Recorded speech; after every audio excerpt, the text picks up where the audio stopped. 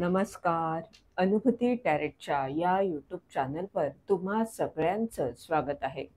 कसे आहात तुम्ही? मला आशा आहे की तुम्ही सगळे मस्त मजेत आणि आनंदी असाल. आज आपण इथे कलेक्टिव्ह रीडिंग करणार आहोत आणि पाहणार आहोत येणाऱ्या काळात कोणते चांगले बदल तुमच्या आयुष्यात होणार आहेत.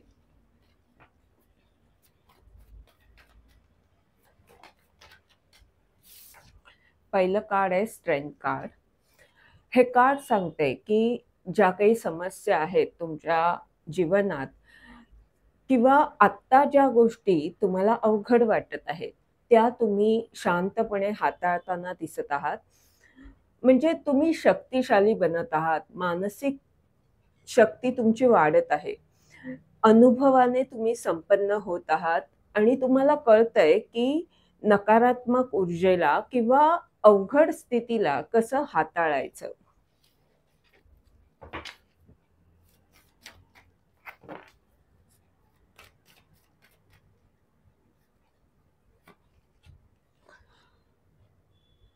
एस ऑफ सॉर्टचं कार्ड सुद्धा आलंय आणि पहिलं कार्ड आहे स्ट्रेंथ कार्ड. तर नक्कीच माँ कालीचा आशीर्वाद तुमच्या बरोबर आहे, हे ही दोन्ही कार्ड सांगत आहेत. माँ काली हे शक्ती रूप आहे आणि त्यामुळे शिवशक्ती तुमची संतुलित होणार आहे. तुमच्या आतली ही जी शक्ती आहे, तिचं संतुलन झाल्यामुळे तुम्ही जे काही करत आहात, त्या कार्यामध्ये तुम्हाला यश नक्की मिळणार आहे. हे कार्ड सांगतंय, की तुम्हाला स्पष्टता येतेय आणि जे तुम्ही करणार आहात, ते नेमकं तुम्हाला ठाऊक आहे. स्पष्ट विचार आहेत, ध्येय माहिती आहे. त्यामुळेच हे यश मिळवणं तुम्हाला सोपं जाणार आहे. ही दोन्ही कार्ड्स तुमच्या शक्तीला दाखवत आहेत. शक्तीचं प्रतीक आहेत. तुमच्यासाठी दुर्गा देवीची उपासना किंवा कोणत्याही देवी स्वरूपाची उपासना महत्वाची ठरू शकते. पुढचं कार्ड आहे नाईट ऑफ पेंटॅकल. हे कार्ड सांगते की प्रगती जरी हळूहळू होत असली तरी ती योग्य दिशेने होतीये. ही शक्ती हळूहळू तुमची वाढतीये.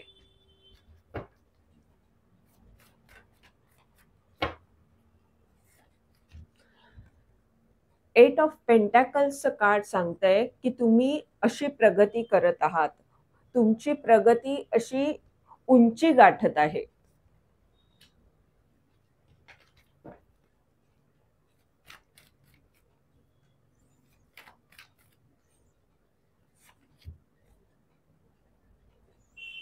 भ्रमित स्थितीमधून तुम्ही बाहेर पडत आहात. तुम्हाला योग्य मार्ग मिळत आहे. भ्रम दूर होतोय. नकारात्मकता तुमची जातीये. आणि एस ऑफ पेंटॅकल्सचं कार्ड सांगतंय की एक नवीन सुरुवात होतीये. तुम्हाला आर्थिक स्थितीमध्ये लाभ होऊ शकतात. नाईट ऑफ कपचं कार्ड आहे. भरपूर प्रेम तुम्हाला मिळणार आहे तुमच्या जोडीदाराकडून.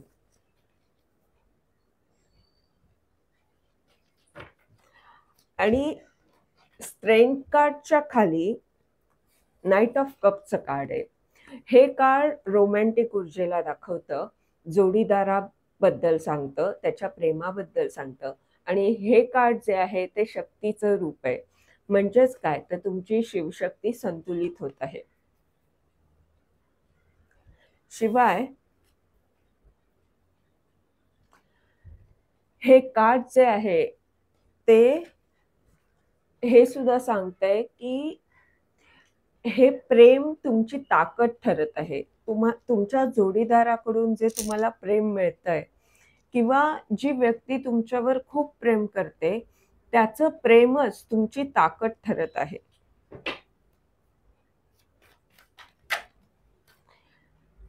तुम्ही खूप सकारात्मक होत आहात आणि सकारात्मक होणं हा खूप मोठा बदल किंवा परिवर्तनाची एक सुरुवात आहे.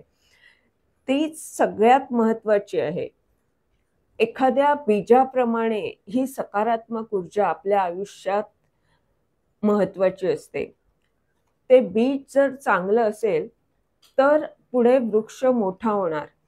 त्याप्रमाणे आपले विचार सकारात्मक असतील तर आपण खूप मोठी भरारी घेऊ शकतो, खूप उंची गाठू शकतो.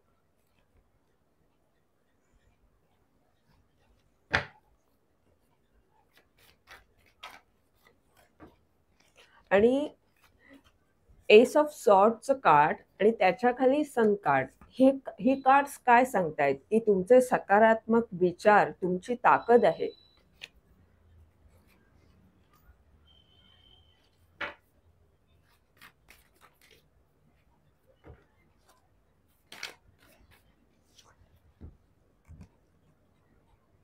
थ्री ऑफ पेंटॅकल्सचं कार्ड आहे. तुम्ही हळूहळू काहीतरी निर्माण करत आहात. रोज ज्या गोष्टीवर तुम्ही मेहनत घेत आहात, हळूहळू काहीतरी मोठं स्वप्न तुमचं पूर्ण होणार आहे आणि ते एकमेकांच्या सहकार्याने लोकांबरोबर राहून ते पूर्ण करू शकता तुम्ही आणि ते करताना तुम्ही दिसत आहात.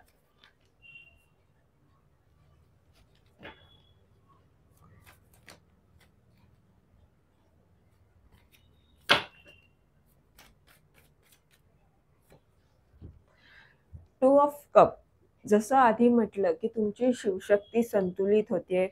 तुम्हाला तुमच्या जोडीदाराकडून खूप सारं प्रेम मिळतंय आणि हे कार्ड जे आहे ते एट ऑफ पेंटॅकलच्या खाली आलंय.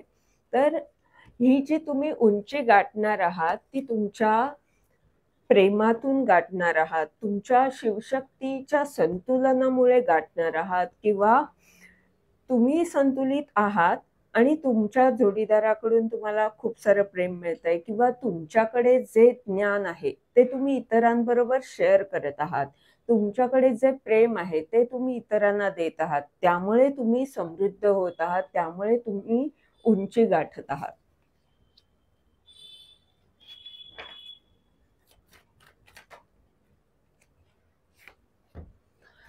समृद्धी कशी येते तर हे आतापर्यंत आपण पाहिलंच की तुम्ही समृद्ध होत आहात. पण हे कार्ड हे सिद्ध करतंय की भ्रमित स्थिती दूर होणार आहे आणि तुम्ही किती समृद्ध आहात हे लोकांपर्यंत पोहोचणार आहे. नाइन ऑफ पेंटॅकलचं कार्ड हे सुद्धा सांगतंय की तुम्ही एक आरामदायी जीवन जगणार आहात, सुखी, समाधानी आणि जिथे तुमचे देवदूत तुमच्या बरोबर आहेत. तुम्हाला वेळोवेळी त्यांच्याकडनं मार्गदर्शन सुद्धा मिळतंय. ह्या भ्रमित स्थितीमधून तुम्हाला कोण काढतायत तर तुमचे देवदूत बाहेर काढतायत. ते तुम्हाला मार्ग दाखवतायत. त्यामुळे तुम्ही निश्चिंत आहात.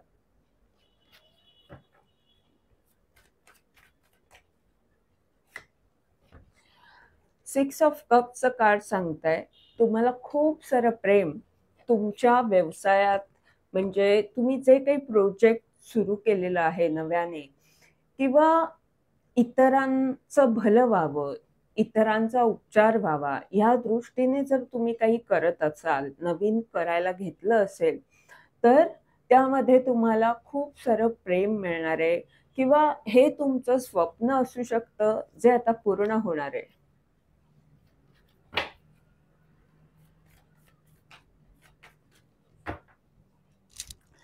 आता आपण पाहू ह्या सगळ्या गोष्टी, हे चांगले बदल कधी होणार आहेत अंदाज घेऊ. द मूनचं कार्ड आहे. आता तरी हे सांगता येत नाही की हे नेमकं कधी होणार आहे.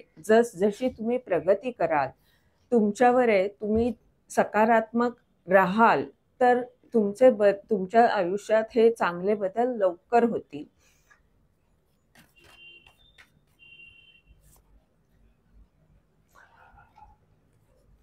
आणि ही कार्ड सांगतात की जेव्हा कधी तुम्हाला असं अडकल्यासारखं वाटेल तेव्हा आतापर्यंत तुम्ही जो काही अभ्यास केलात स्वतःचा, जे ज्ञान तुम्हाला मिळालं त्याचा उपयोग तुम्हाला करायचा आहे, जेणेकरून तुम्ही पुन्हा नकारात्मक ऊर्जेमध्ये फसणार नाही.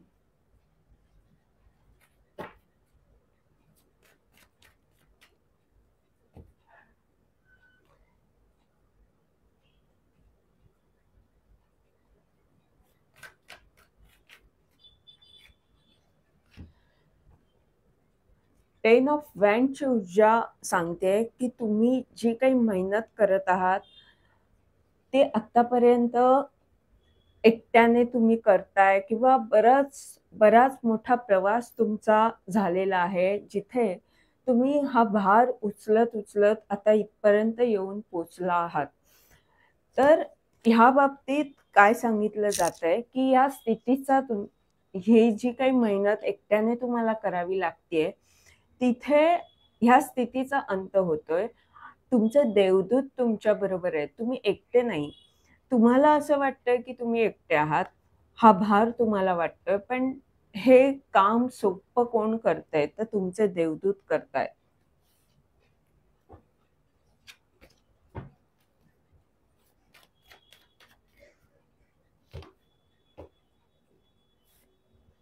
आणि म्हणूनच तुम्ही द एम्प्रेसच्या ऊर्जेमध्ये येत आहात.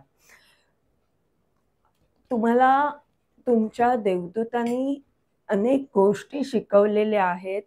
वेळोवेळी मार्गदर्शन केलेलं आहे. त्यामुळेच आता तुम्ही एका चांगल्या ऊर्जेमध्ये, सकारात्मक ऊर्जेमध्ये तुमच्या शक्तीची जाणीव तुम्हाला होतीये. तुम्ही काय करू शकता हे तुम्हाला कळतंय. त्यामुळे आता अशा ऊर्जेमध्ये तुम्ही राहणार नाही आहात. तुम्हाला कळलंय, की असं जेव्हा मनाला वाटतं, अशी अवघड अवस्था विचारांनी जेव्हा तुम्ही त्रस्त होता, तेव्हा काय करायला हवं?